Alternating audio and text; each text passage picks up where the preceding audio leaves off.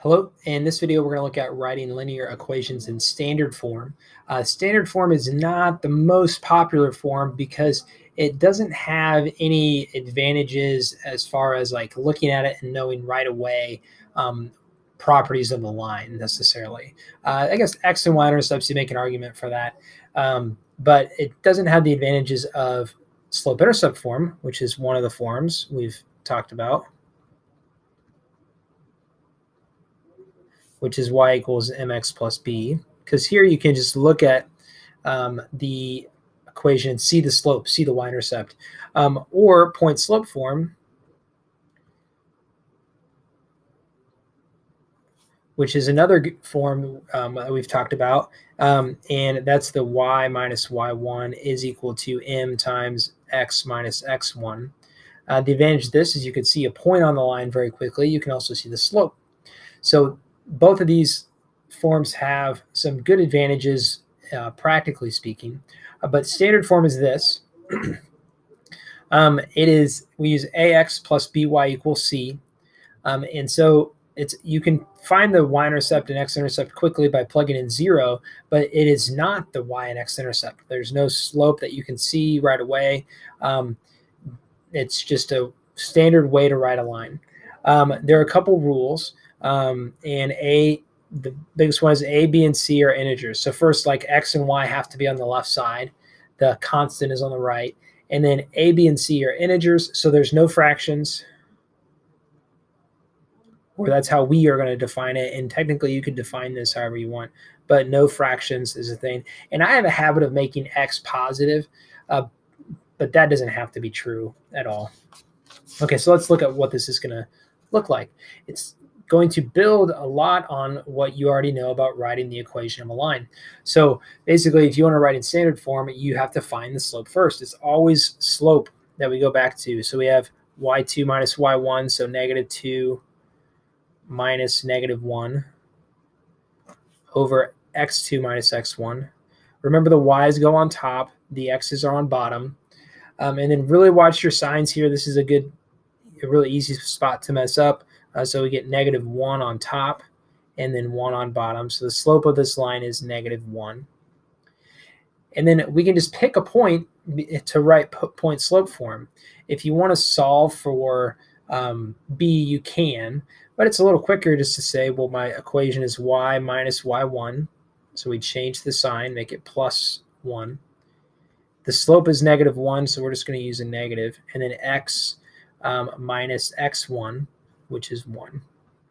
Okay, a lot of ones there, which is sometimes confusing. And then to get it in standard form, we're just going to move things around. So we're going to distribute first. So distribute this into y plus 1 is equal to -x, and that's +1.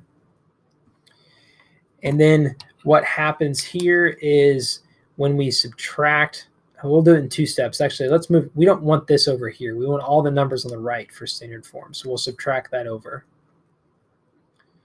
So that gives us 0, which we're going to write in this case. And then we're going to add x to the other side to get x. Oops, I don't know why I wrote 2. I think I was looking at this point. If I add x on this side, then I get, and let's move it over here, I get x plus y is equal to 0. Okay, and so there is my line in standard form. 0 is a number, so it's fine. You can have that be your number.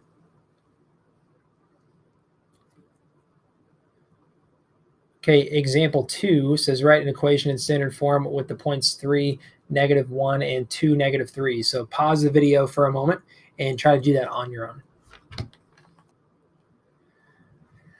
Okay, so here, find the slope first. So you do y2 minus y1, which is -3 minus -1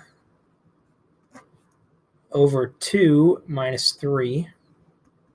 And like I said, really pay attention to your signs. This is a really easy place to mess up. But it looks like we get -2 and then -1, which is a slope of 2. And then I'm going to pick this point here, So that becomes y plus 1 is equal to 2 times x minus 3. Notice how my signs change because in point slope form, it's the opposite sign. This is point slope form. This is an equation of a line, but we want in standard form. So we just move stuff around. We can distribute the 2x minus 6. And then we're going to subtract 2x over. And then subtract 1 from both sides. So I showed a little less work there. I apologize for that. But hopefully if you pause the video, you can kind of catch up with me, and that makes sense. So this is standard form. I mentioned I have a habit of making the x positive. So you can change this any way you want, right? Like you could multiply this by -1 if you want. So if I multiply as long as you do everything. So if I multiply everything by -1, then that gives me 2x minus y is equal to 7. So that's the same line. It's the same equation. And really, why stop at -1? You can multiply by anything. If I wanted to multiply this by 2, let's say, I could multiply both sides by 2. So multiply everything in the equation by 2. We have 4x minus 2y is equal to 14. And so this is the same equation.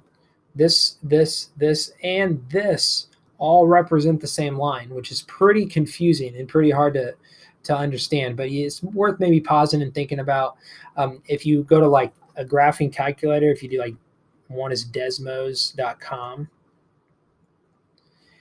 and type this in, it'll graph that line for you. And you could type these in and you'll see it's the same line. And that might be worth kind of playing around with a little bit.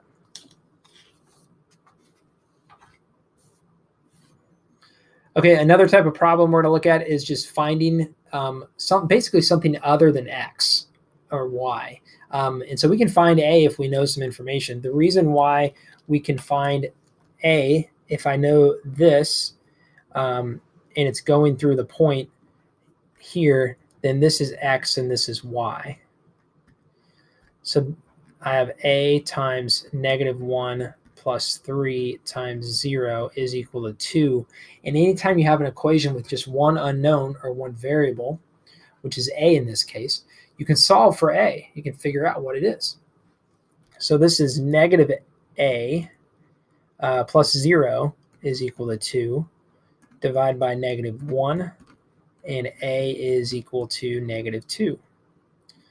So a is -2. That means this would be -2x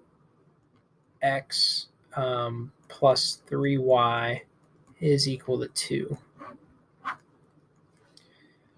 Okay, pause the video and try that next problem on your own. Okay, so I have x equals -1 and y is equal to 1. So I have an x and a y. I can plug those in. And then we can solve for, solve for b. So this gives me +4 plus b, 1 times b is just b, is equal to 7. And that gives me b is equal to 3, which means my equation is -4x plus 3y is equal to 7. Now, just as a side note, if we wanted to graph that equation or find the slope, then we would go back to slope-intercept form. And so then that would look like, well, let's move this x over here. So it's just if we wanted slope-intercept. Because you'll actually do this more often in overall algebra stuff. Then let's add 4x to both sides. So that'd be 3y is equal to 4x plus 7. And then divide everything by 3. So get 4 over 3x plus 7 over 3. So then you say, well, if this is my line, that's standard form, which is great, but my slope is 4/3 and my y-intercept is 7/3. Which, once again, you didn't have to do that for this particular problem, but that's a really good skill to be able to have to go back and forth between those forms. Okay, good luck with this, and if you have any questions, please reach out.